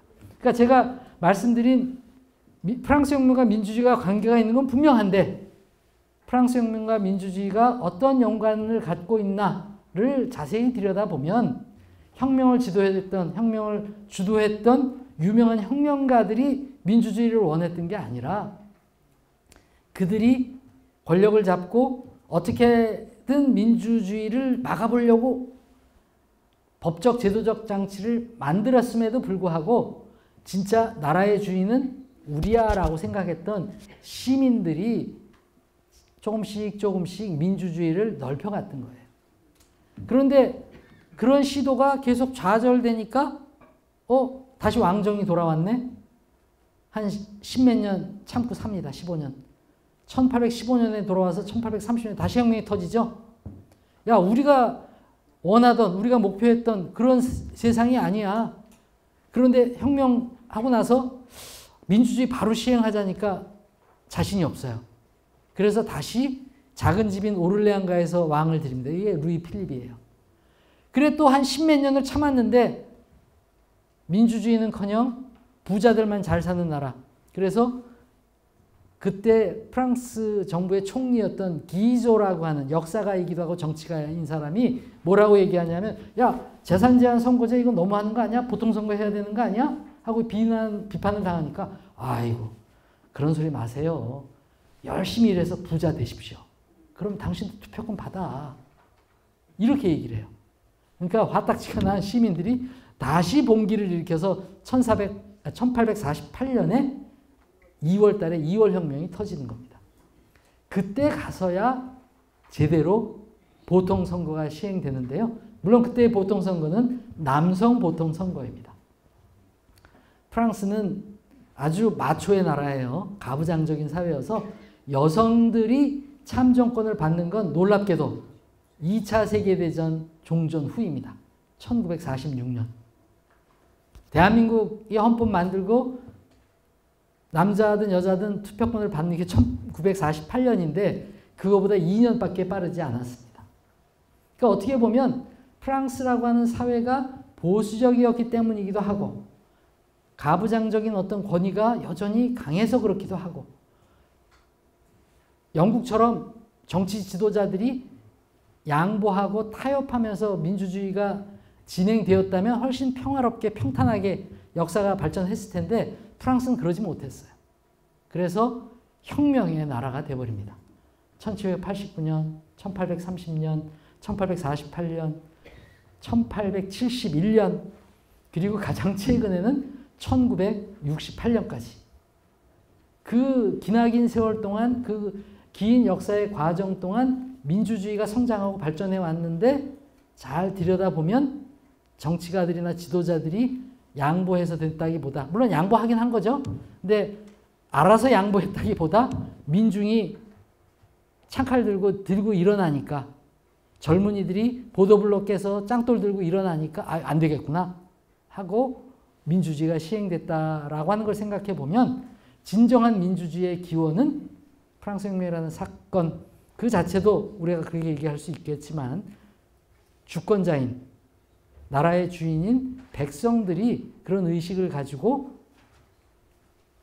민주주의를 이루어낸 거다. 이루어낸 게 아닐까 이렇게 생각을 해봤습니다. 오늘 강의 여기서 마치도록 하겠습니다. 감사합니다.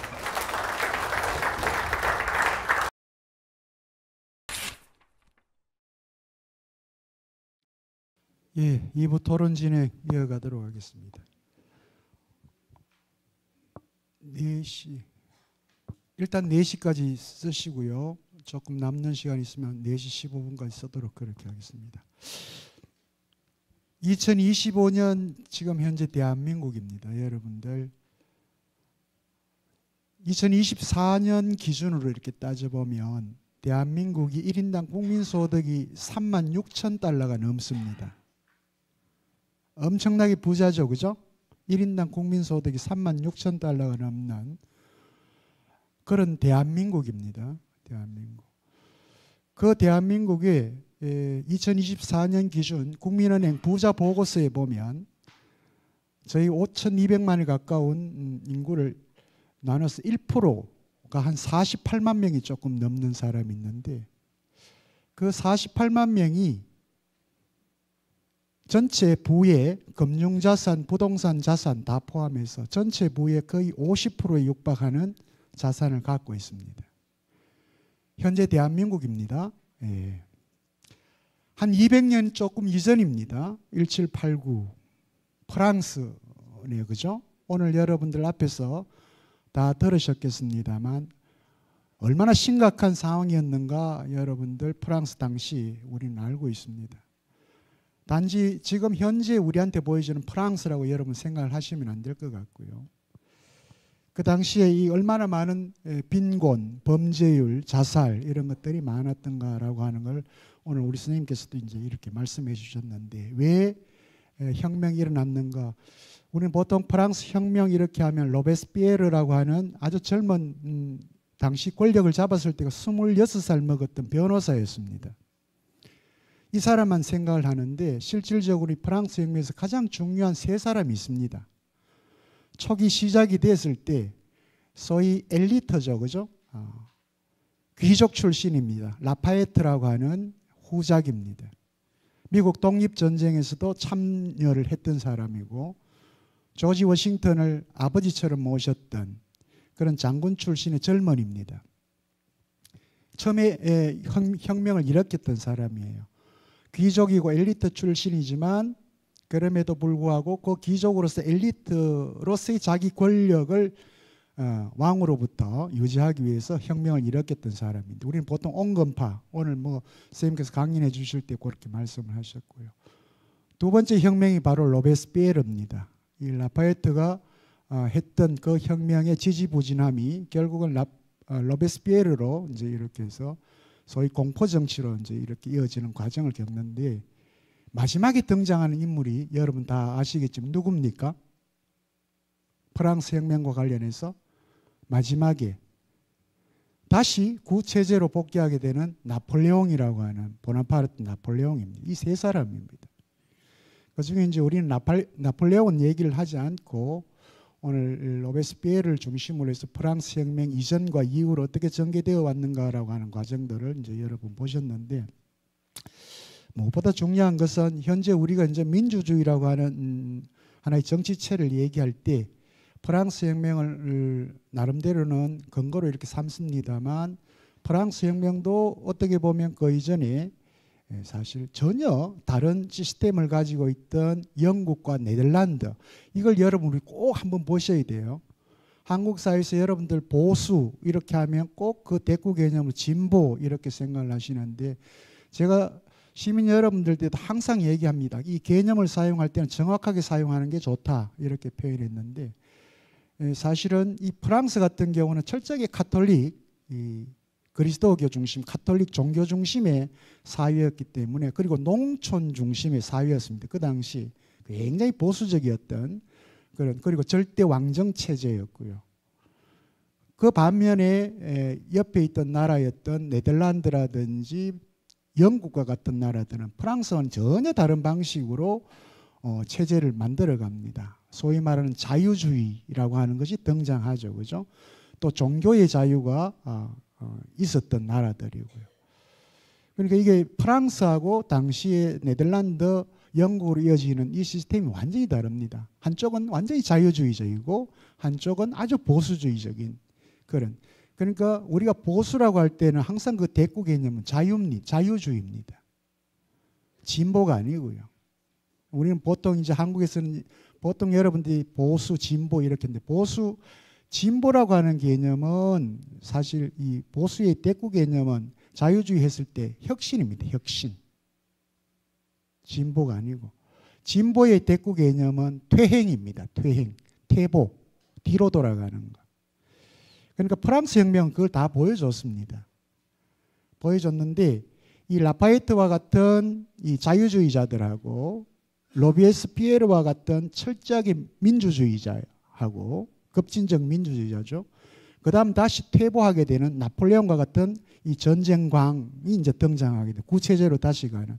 이 짧은 기간 동안에 이 프랑스 혁명이 우리에게 많은 이제 울림을 주는데 어떻게 보면 대한민국 근현대사의 하나의 거울이기도 합니다.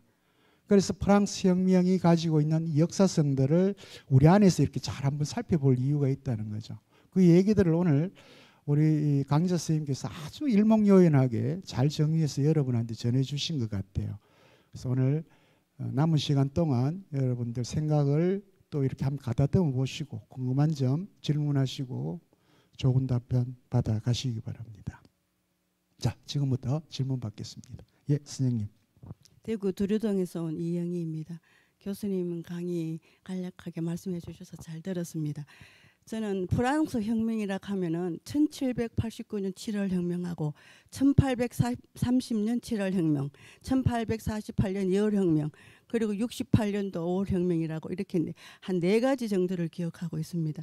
그래서 오늘 1789년 혁명에 대해서는 교수님이 자세히 설명해 주셨고 나머지 혁명에 대해서도 간략하게 좀 설명을 해 주시고 그다음에 68 혁명은 그 얘기하기를 실패로 끝났다고 이렇게 얘기들 하는데 이 68 혁명이 결국은 반정부 운동이라든가 반전 운동을 일으켜서 세계적인 어떤 이슈가 됐다고 저는 알고 있습니다. 그래서 68 혁명이 과연 이 세계사에 끼치는 영향이 어느 정도일까 이런 점도 좀 한번 설명해 주시면 고맙겠습니다. 이상입니다. 선생님 답변하시려면 지금까지 강연한 시간 다 쓰셔도 할 수 없는 간단하게. 예.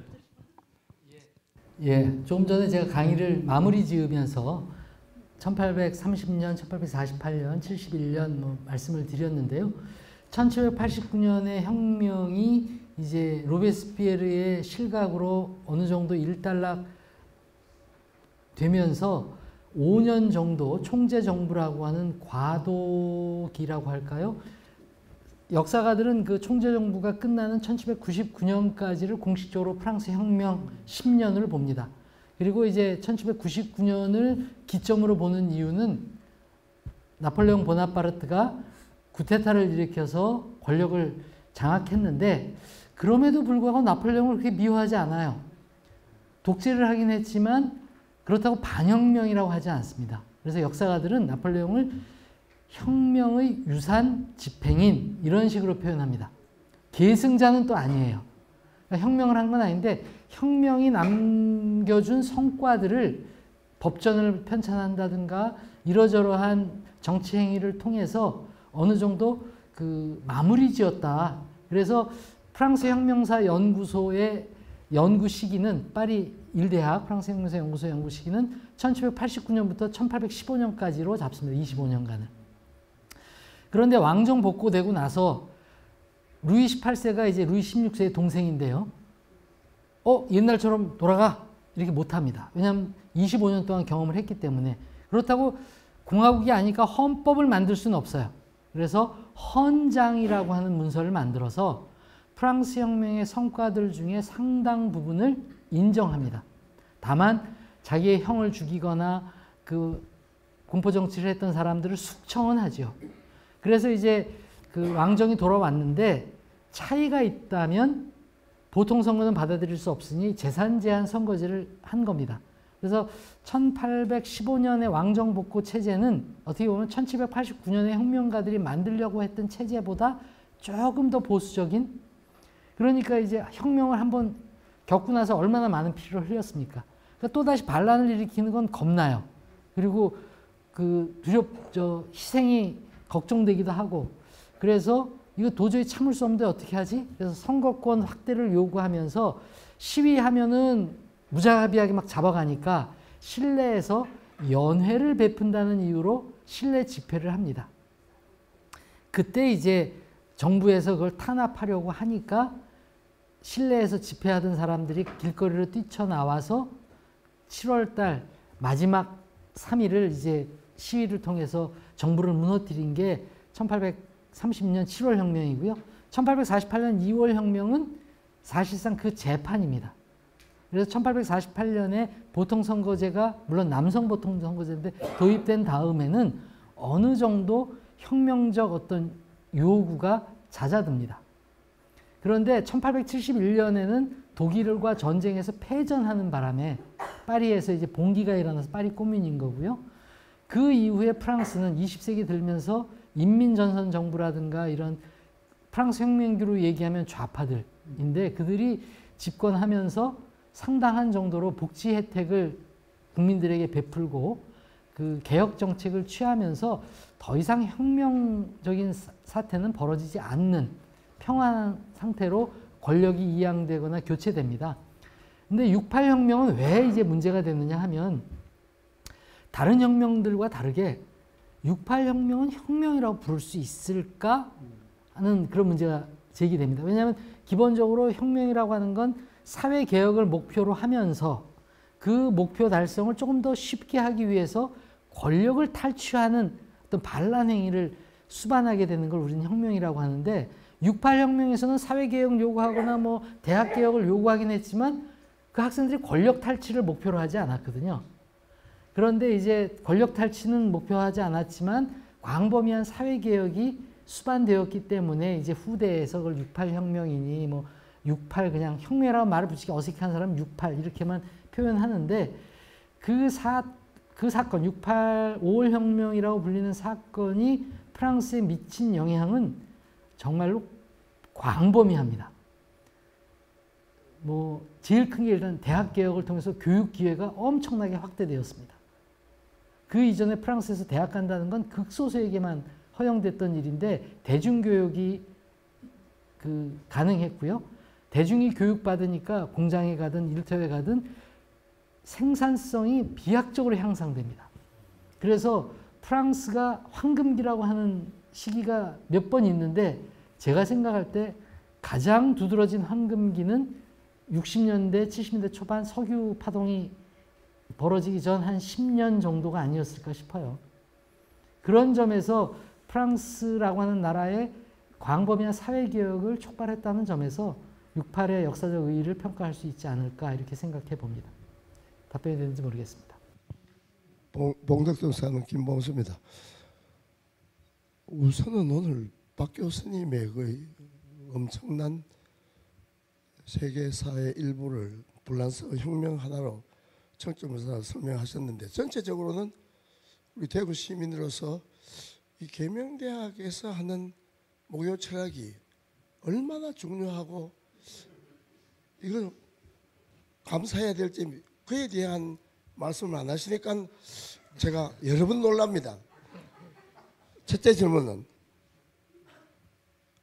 미국 혁명의 성공이 불란서 혁명에 끼친 영향.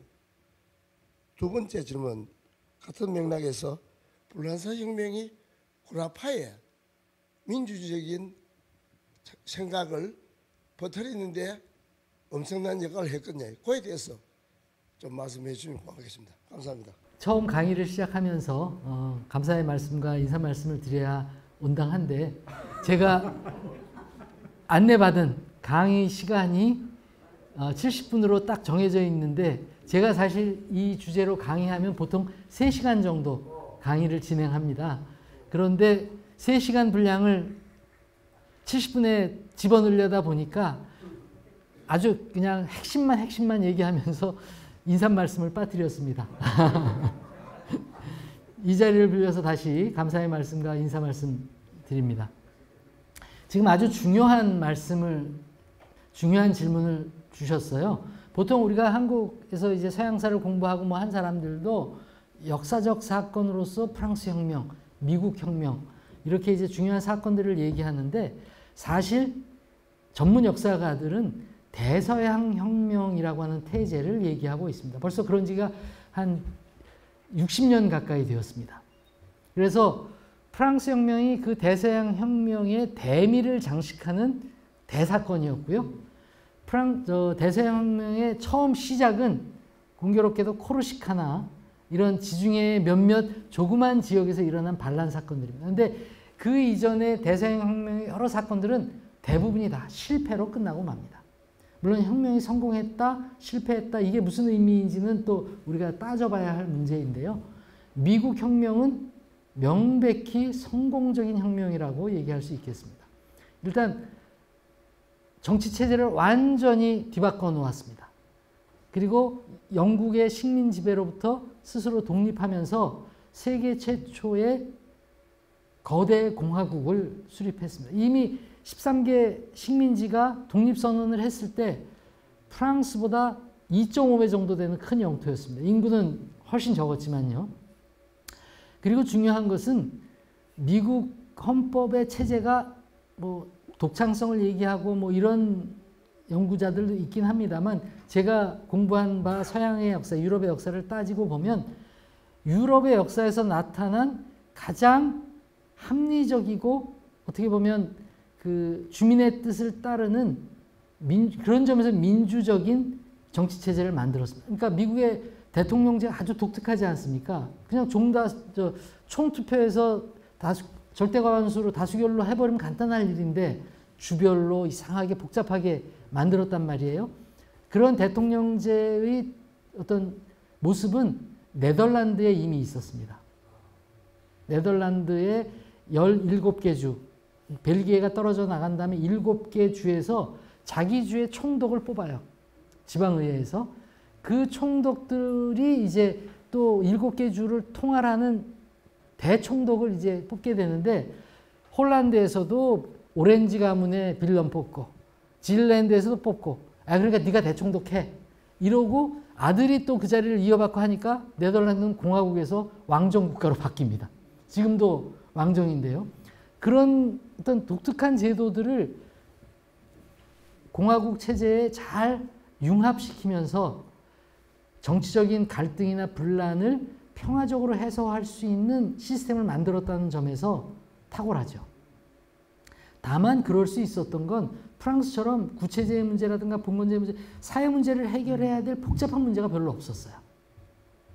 그래서 프랑스에서는 그러한 미국 혁명의 사례를 보면서 우리도 그렇게 정치 시스템을 좀 바꾸면 평화롭게 잘 해결될 수 있지 않을까 하고 온건파들이 이제 혁명 초기에 그런 아이디어를 이제 제시를 했던 거죠. 근데 문제는 프랑스는 사회 경제적인 그 갈등과 대립이 너무나 심했습니다. 아까 설명드린 것처럼 이 먹고 사는 문제를 해결하기가 너무 힘들어요. 그러다 보니까 정치 체제 좀 바꾸는 걸로는 해결되지 않아. 그러니까 이제 아주 격렬한 파벌투쟁이 벌어지고 피비린내 나는 내전도 겪게 되고요. 전쟁도 겪게 되고 그랬던 것입니다. 그런 점에서 미국 혁명에 뒤이어서 프랑스 혁명이 그렇게 진행되고 보니까 혁명에 대한 사람들의 인식이 바뀌었어요. 혁명은 그래도 할 만한 거야. 뭐 좀 평화롭게 이렇게 바꿀 수 있지 않나 그랬는데 프랑스 혁명에서 피튀기게 싸우고 보니까 혁명은 되도록 피해야 될 거. 그래서 이제 보수주의라는 게 나타납니다. 영국에서. 그래서 사실 보수주의가 원래 있었던 것이 아니고 아까 선생님 말씀하셨듯이 자유주의의 등장의 결과로 그것에 맞대응하는 과정에서 기존 지배층이 내세우는 논리가 보수주의라는 걸로 결집된 것이다. 이렇게 볼 수 있습니다. 그런 점에서 미국 혁명과 프랑스 혁명은 밀접하게 연관이 되어 있고 두 사건이 유럽사, 서양사, 나아가서는 세계사에 지금 우리 헌법도 프랑스 혁명 인권선언을 그대로 채용하고 있거든요. 그런 점에서 유럽뿐만 아니라 전 세계에 당대뿐만 아니라 지금까지도 영향을 미치고 있다. 이렇게 말씀드릴 수 있겠습니다. 다 아시겠지만 사실 미국 독립전쟁 혹은 미국 독립혁명을 위해서 싸웠던 대부분의 사람들은 노예제를 지지했던 사람들입니다. 그러니까 대륙으로 하면 영주들입니다. 다 부자들이에요. 조지 워싱턴부터 해서 아까 뭐 존 애덤스도 이야기했습니다. 사실은 그 사람들은 영국으로부터 식민지로부터 독립하는 그게 주 목적이었죠. 그런데 그게 이제 바뀝니다. 독립전쟁 하는 과정에서. 그런 부분에서 굉장히 중요한 내용들이 이제 들어있는데 여기서는 뭐 얘기되지 않는 거니까 우리가 미국에 대해서 가지고 있는 그런 환상들은 나중에 또 더 좋은 분들 모시고 좀 벗길 필요도 있습니다. 예, 제가 궁금한 게 하나 있어서 질문드리겠습니다. 그 유럽의 이제 그 프랑스 혁명을 그 혁명이라 그러는데 그 한참 뭐 몇백 년 뒤지만은 러시아에서 그 혁명이라고 우리 부르는 그 사건이 있었지 않습니까? 나중에는 결국은 볼셰비키 혁명이 해서 소련에는 거대 그 국가가 탄생되고 했는데 러시아하고 프랑스 혁명하고 역사적으로 관련이 혹시 있는지 그 궁금하고요. 그리고 우리나라에서 지금 혁명하면은 우리가 이제 학교에서 배울 때는 그 동학난이라 그러고 요즘은 보면 또 동학혁명이라 그러더라고요. 그리고 우리가 그 국민학교 다닐 때는 뭐 5.16 혁명이라고 하고 있는데 사실 혁명이라고 하는 게 뭐 영어로 레볼루션을 하고 왔는데 얼마 전에 강의에도 뭐 레볼루션의 의미를 이제 강의하시고 했는데 엄격하게 그 정의가 어떻게 되는지 우리가 또 동학을 옛날에는 난이라 그러다가 지금 동학혁명이라고 하고 왔는데 제가 생각에는 그 혁명을 하면은 정치 체제가 완전히 바뀌어야 되는지 안 그러면은 정권이 안 바뀌더라도 사회 개혁이 있으면은 우리가 혁명이라고 부를 수 있는지 궁금합니다. 예, 그 선생님 첫 번째 질문과 관련해서는 우리가 마지막 강연에서 합니다. 예, 마지막 강연에서 하기 때문에 그래도 조금 뭐 질문하셨으니까 답변을 해주시되 아까 혁명과 관련해서는 우리 선생님께서 아주 자세하게 또 이렇게 설명을 하셨는데 그때 잠깐 놓치셨나 본데 다시 한번 뭐 이렇게 설명해 주시죠. 일단 그 사전적 의미로 혁명이라고 하는 말의 뜻은 첫째 목표가 사회 개혁을 목표로 하는 것이고요. 그 목표를 달성하기 위해서 권력을 탈취하는 일이 벌어지는 것입니다. 그런데 그 권력 탈취가 비합법적인 수단을 통해서 이루어질 때 우리는 혁명이라고 합니다.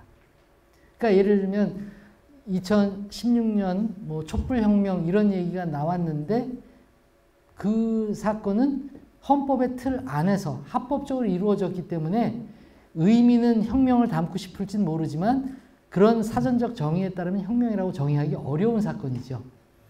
그런데 또 혁명이라고 주장을 하는데 사회개혁은 일어나지 않아요. 그래서 나폴레옹은 혁명이라고 하지 않습니다. 구테타라고 합니다. 그래서 혁명이라는 경우는 그런 세 가지 요소를 포함해서 사회개혁 달성하고요. 권력 탈취를 성공하는 경우 혁명이라고 하고 실패하면 그냥 반란이 됩니다. 그러니까 동학난은 권력 탈취에 실패했기 때문에 동학난이라고 하는 거고요.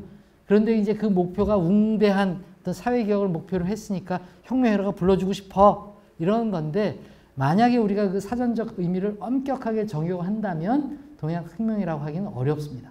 오히려 농민전쟁이라고 하는 표현은 맞다고 생각합니다. 프랑스 혁명과 러시아 혁명의 연관성에 대해서 이제 설명을 드리자면 사실 프랑스 혁명이 근대 혁명의 어머니라고 불렸습니다. 혁명의 전형이에요. 그래서 아까 제가 5단계 설명드렸을 때 그 5단계를 주장한 사람은 누구냐면 미국의 역사가인 크레인 브린턴이라는 사람이 내놓은 혁명의 해부라는 책에 나오는 내용입니다. 크레인 브린턴은 미국 정부로부터 어마어마한 액수의 연구비를 받았습니다. 왜 미국 정부가 그런 연구를 진행했냐 하면 2차 세계대전 이후에 세계의 헤게모니 국가로 세계를 사실상 지배하다시피 했는데 독립하는 나라들이 사회주의 혁명 막 일으키는 거예요. 저 혁명을 어떻게 막을까 하면서 혁명사를 연구하게끔 시켰던 겁니다. 그리고 프랑스 혁명에서 진행된 혁명 전쟁이 근대적 전쟁의 전형이었습니다. 그런데 그런 어떤 역사적 지위가 100년이 지나서 1917년에 러시아 혁명이 터지니까 혁명의 어머니가 이제 러시아 혁명으로 넘어갔어요. 근대 전쟁의 어떤 대표적인 케이스가 프랑스 혁명 전쟁이 아니라 제1차 세계대전으로 넘어간 것처럼 그렇게 이제 넘어갔는데요. 러시아 혁명과 제1차 세계대전을 연구하는 연구자들이 어떤 이야기를 하냐면 100년 전에 프랑스 혁명과 프랑스 혁명 전쟁이라고 하는 사건이 있었기 때문에 후대의 혁명가들이나 전쟁 지도자들은 야, 그때의 교훈을 살려서 어떻게 하면 돼? 하는 생각을 했다는 거죠. 그러다 보니까 프랑스 혁명과 비슷하게 닮아가면서도 또 프랑스 혁명에서 이러저러한 문제가 있었던 것은 피해가려고 했던 거예요. 그러다 보니까 볼셰비키 혁명은 파벌 투쟁의 가능성만 비추면 무자비하게 짓밟아 버립니다. 그래서 더 피해도 컸고 잔혹성도 더 심했던 게 아닌가 이렇게 생각이 됩니다. 이상입니다. 예, 사실 뭐 지금 역사 서술에서는 그렇게 쓰더라고요. 저도 책을 보면 대부분 러시아 혁명도 그렇고 그러니까 레닌 그리고 중국의 마오 뭐 기타 등등에서 소위 이제 각국의 그 특정 사회적 상황에 따라서 혁명이라고 표현할 때 그 모든 그 기원을 프랑스 혁명에서 출발했다 이렇게 일반적으로 서술하고는 있더라고요. 이거는 뭐 시대사적으로 역사가들이 어떻게 또 해석해 나가는가 하는 문제이기 때문에 그건 뭐 계속 진행형이라고 볼 수도 있겠습니다. 예, 또 다른 질문 받겠습니다.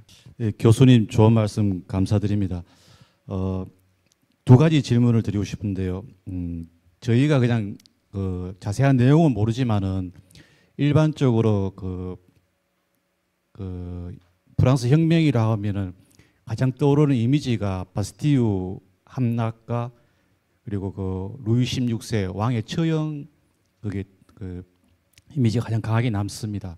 제가 질문드리고 싶은 것은 이 근대 혁명의 과정에서 왕을 처형한 사례가 또 다른 곳에 있는지 그리고 또 그 왕을 처형한 이런 역사를 지금 프랑스인들은 어떻게 지금까지 생각하고 있는지 그게 첫 번째 궁금하고요. 두 번째는 저희가 옛날에 역사 시간에 배울 때는 근대 계몽주의가 사상적 배경이 되었다 이렇게 배웠습니다. 그런데 오늘 또 말씀하신 거 들어보면 이 민중들 이런 사람들은 대부분 그 농촌에서 농사 짓고 또 이런 분들인데 지금 그와 같은 이런 뭐 어떤 뭐 시대가 아니었는데 그런 광활한 지역에 있는 농민들까지 계몽주의가 그렇게 속속들이 그런 사상이 퍼질 수 있었는지 그냥 제 개인 생각입니다만은 1000년 이상 어쨌든 그 가톨릭 국가를 이루어 왔는데 그들 물론 교회와 성직자가 부패하고 타락했지만은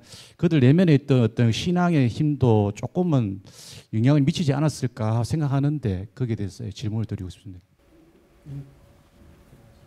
예, 두 가지 질문을 주셨는데요. 첫 번째는 이제 그 왕의 처형이라고 하는 문제를 어떻게 볼 건지 하고 두 번째가 뭐였죠? 제가 첫 번째 계몽주의. 근데 계몽주의의 영향. 예. 그 첫 번째 질문부터 먼저 답변 드리겠습니다. 487년, 6년 정확한 연대는 학자마다 좀 다른데요. 프랑크 왕국의 왕이었던 클로비스가 카톨릭으로 개종합니다. 카톨릭으로 개정하면서 그 기름 부음을 받아요. 성유로 도유식을 치른다고 하는데요. 그건 뭐냐면 그 예수의 신성을 전달받는 겁니다.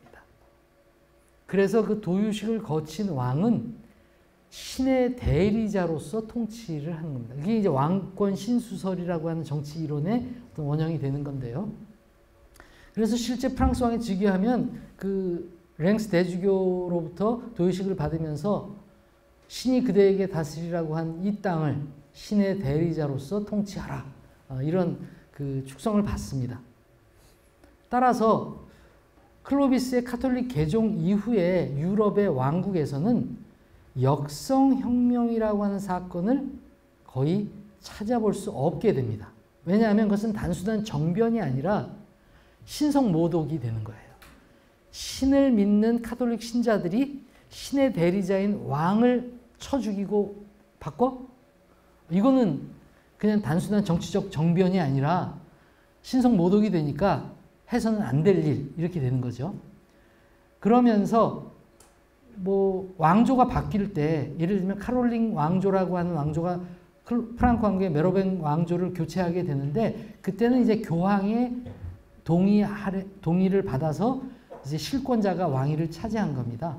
그렇지만 영국의 경우도 프랑스의 경우도 왕조 교체는 역성혁명이 아닙니다. 카페 왕조라고 하는 프랑스 왕가에서 말루아 왕가로 왕위가 넘어가는데요.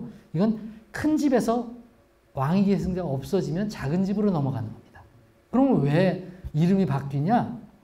프랑스에서는 분가를 하면 영지의 이름을 따라 성을 바꿉니다. 그래서 프랑스는 성이 많은 거예요. 우리는 성씨를 지키는데 프랑스에서는 어떤 의미에서 보면 성을 쓰는 게 아니라 시명을 쓰는 거라고 생각하시면 됩니다. 일본처럼. 그래서 영지를 자기가 상속받으면 이름이 바뀔 수 있습니다. 그래서 말로아 왕가에서 부르봉 왕가로 바뀔 때도 마찬가지입니다. 그런 유럽에서 처음으로 왕의 목을 치고 그 권력에서 쫓아낸 사례는 영국 혁명에서 처음 나옵니다. 1649년 1월 30일인가 영국의 혁명가들이, 의회 지도자들이 국왕 찰스 1세를 이게 뭐 맨날 내전하고 거짓말하고 잡혔다가 도망가고 막 이러니까 골치 아프니까 그냥 쳐 죽입니다. 두 번째 사례가 루이 16세입니다. 근데 이 사건은 그 자체로 세상이 뒤집어지는 느낌이었다고 합니다. 그 어떻게 신의 목을 치는 거잖아요. 그러니까 그 사람들의 입장에서는 도저히 이건 받아들일 수 없어. 혁명을 지지했던 사람들조차 그 이후 반혁명으로 돌아서는 경우도 많이 있었습니다. 그런 점에서 역성혁명이라고 하는 개념은 철저하게 동양적인 것이고요. 맹자에서부터나 우리는 뭐 바뀌지 않습니까? 근데 유럽에서는 기독교 사회, 기독교 국가이기 때문에 카톨릭 국가들은 그러지 않았다 하는 걸 염두에 두시면 되겠고요. 두 번째 이제 계몽 사상 문제는 참 이게 설명드리기 복잡합니다만, 계몽 사상이 프랑스 혁명을 만들었다 이러한 주장은 역사가들이 사실상 인정하지 않습니다. 계몽 사상 또는 프랑스 혁명 전문가들이, 전공자들이 굳이 둘 사이의 관계를 얘기하자면 프랑스 혁명이 계몽 사상을 만들었다 이렇게 얘기합니다. 그 얘기는 무슨 얘기냐면 프랑스 혁명 이전에 볼테르나 몽테스키에나 뭐 디드로나 이런 사람들이 여러 새로운 사상이나 새로운 주장들을 내놓는 것은 결코 혁명을 목표로 한 것이 아닙니다. 오히려 목표를 했다면 부국강병을 목표로 한 것입니다.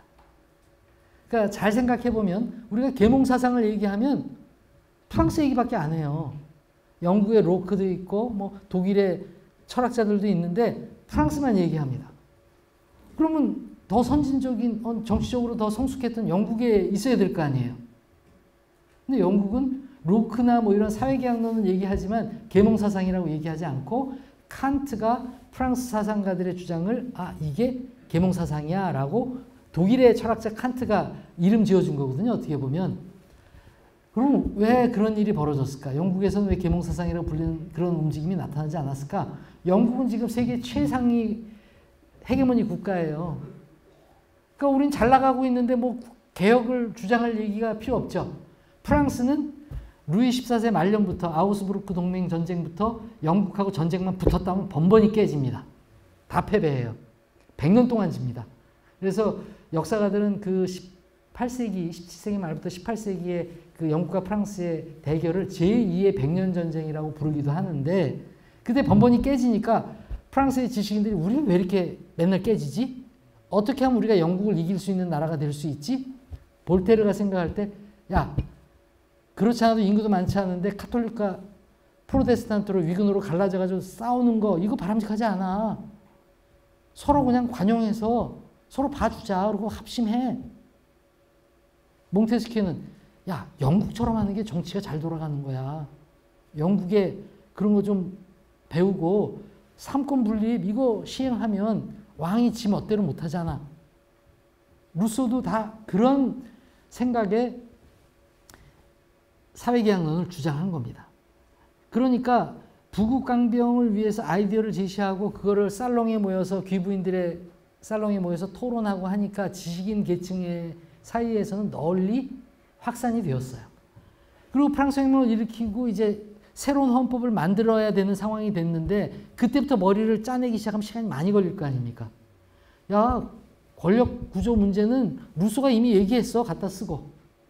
종교 문제, 볼테르 거 갖다 쓰고. 몽테스키에 거 갖다 쓰고. 그러니까 토론하면서 계몽사상가라고 불리는 철학자 사상가들의 아이디어가 막 토론에서 나오니까 역사가들이 뭐라고 하냐면 그걸 보고 이제 칸트가 계몽사상이라고 얘기를 한 건데 프랑스 혁명이 계몽사상을 만든 거지 계몽사상이 프랑스 혁명을 만든 건 아니야. 이런 주장을 하는 거죠. 물론 계몽사상의 그런 아이디어들이 국가를 갱신하고 새롭게 재생시키는 아이디어로서 매우 효과적인 중요한 어떤 역할을 합니다. 그런 점에서 계몽사상과 프랑스 혁명은 영향이 있는데 계몽사상 때문에 프랑스 혁명이 일어난 거다라고 얘기하는 건 지나친 해석이 아닐까 싶습니다. 말씀하셨듯이 프랑스 농촌의 농민들은 볼테르고 뭐고 몰랐어요. 계몽사상을 운이할 그런 어떤 지적 능력이 되지 않았습니다. 예, 이상입니다. 그 역사가들이 뭐 그렇게 할 수도 있겠는데 볼테르하고 몽테스키 같은 경우는 뭐 예를 들어 몽테스키는 영국이 뭐 이런 데 유학 가서 영국이 영향을 지대하게 받았던 사람이기 때문에 그런 주장을 할 수도 있다고 표현할 수 있는데 볼테르도 역시 뭐 마찬가지고. 근데 루소는 조금 다르지 않을까 싶습니다. 왜냐하면 로베스피에르가 가장 존경했고 그리고 가장 자기의 사상적 지도자로 삼았던 사람이 바로 루소였기 때문에 루소의 인간불평등 기원론이라든지 사회계약론에서 이야기하고 있는 그런 폭발적인 얘기들은 그리고 실제 그 작품들은 1762년에 나오자마자 프랑스에서 완전히 다 불살라 버렸습니다. 검서시켰고 이건 굉장히 우리 사회에서 위험한 거다 했었던 그런 거였기 때문에 그런 부분에서는 물론 뭐 루소를 낭만주의자냐 계몽주의자냐 이런 논란도 있을 수는 있겠습니다만 그런 부분들은 역사가들이 어떻게 보는지 모르겠습니다. 예. 그 루소의 경우는 조금 이제 독특한 이력을 가지고 있고 또 당대 지식인 사회에서 또 좀 유별난 그런 존재였기 때문에 좀 별도로 이렇게 그 언급하는 그런 경향이 있습니다만 루소 역시 당대의 어떤 지식인 사회의 그 조류, 흐름 이런 것을 반영하고 있고 또 하나는 그가 처한 어떤 사회적 출신이나 이런 게 좀 남다르기 때문에 다르게 보는 것이지 그 사회계약론이랄까 이런 여러 가지 그 저서를 통해서 그가 가지고 있는 기본 아이디어랄까 생각은 토마스 홉스로부터 내려오는 사회계약론의 어떤 큰 흐름을 가지고 있었고요. 또 한 가지 그 점에서 말씀드릴 필요가 있는 게 뭐냐면 출신은 비천했을지 모르나 말년에는 앵농밀에서 아주 그 여유롭게 생활 말년을 보냈고요. 그 다음에 교육도 비교적 운 좋게 귀부인을 만나서 귀족부인을 잘 받았는데 당대 지식인들이 살아가는 어떤 모양새랄까 이런 게 우리가 상상하기 좀 어려운 그런 모습이 있습니다. 뭐냐 하면 지금처럼 이 제도화 돼서 뭐 교육기관에서 연구자나 교수로 활동하거나 이러지 않아도 상당히 풍족하게 살았어요. 뭐 왕후장상들의 초빙을 받아서 뭐 볼테르 같은 경우는 포이센의 프리드리 대왕에게 러시아 에카테리나 2세 초대받고 뭐 아주 그 풍요로운 삶을 식사 대접을 받으면서 살았는데 그러지 않았다 하더라도 상당히 뭐랄까요 자기의 지적 능력을 활용해서 유복하게 살 수 있었습니다. 시중에 이제 그 연대 설혜심 교수가 그랜 투어라고 하는 책을 이제 집필해서 했는데 거기에 잘 나와 있습니다. 당대 유럽의 지식인들이 젊은이들에게 어떠한 그 영향을 미쳤는지. 왜냐하면 영국의 귀족 청년이나 이런 사람, 이런 대학 교육을 끝낼 때쯤, 그러니까 10대 후반이나 20대 초반에 2년 내지 3년 정도 유럽 투어를 합니다. 근데 뭐 노는 것도 한두 번 놀아야 그렇지 뭐 맨날 놀면 재미없지 않습니까? 그러니까 그런 명사들을 찾아가서 강의도 듣고 토론도 하고, 물론 그런 접촉을 누군가 알선을 해줘야 되는데 그 알선해주는 사람들도 지식인입니다. 예를 들면 토마스 홉스도 그랜드 투어의 어떤 안내자 역할을 했고요. 국부론의 저자인 아담 스미스도 그런 역할을 했습니다. 그래서 사실 영국과 프랑스의 지식인 사회의 교류는 끊임없이 계속 지속이 되었고요. 프랑스는 영국에 좋아 보였고, 영국에서는 프랑스의 어떤 행정체계, 군대 이런 거 좀 우리가 도입할 건 도입해야지, 이런 경향이 있었습니다. 예, 이사님. 프랑스 위그노 전쟁이 프랑스 사회에 미치는 영향이 뭐 어떤 게 있을까요? 개신교도 위그노. 예. 그 종교 문제는 한국 사람들 입장에서 보면 잘 이해가 되지 않는 부분 중에 하나이기도 합니다. 우리나라에서 국장을 치르면 5대 종파의 지도자들이 나와서 다 기도를 하고 이러는데, 물론 이제 그 망자의 종교가 뭐냐에 따라 순서는 좀 바뀝니다만 기독교 국가에서 볼 때 이해하기 어려운 그런 모습이라고 생각합니다. 그런데 유럽에서 그 종교적 통일이 종교개혁으로 깨져버렸어요. 그리고 종교개혁이라는 것도 우리가 우리말로 옮길 때는 종교개혁이지만, 카톨릭 잘못된 거 좀 고쳐서 다시 쓰자, 그냥 고쳐서 쓰자, 이게 절대로 아닙니다. 굳이 설명드리자면 교회를 아예 다 허물어버리고 새로 짓는 건데, 새로 지을 때 어떻게 짓냐? 초대교회의 모습으로 짓자. 이게 종교개혁입니다. 그러니까 두 종파는 서로 화해하기 어려운, 화합할 수 없는 완전히 다른 종교라고 생각하시면 됩니다. 이슬람도 유대교도 개신교도 카톨릭도 다 하느님을 숭배하는 종교인데요. 부르는 이름만 다를 뿐 똑같은 신입니다. 그런데 화해가 안 되는 것은 개신교와 카톨릭도 마찬가지라고 생각하시면 됩니다.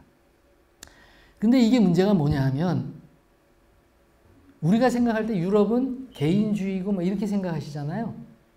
근데 그 개인주의가 기껏 등장하기 시작한 건 뭐 르네상스부터 얘기하는데요. 그건 일부 지식인들이나 되는 얘기고 19세기나 20세기에 와서입니다.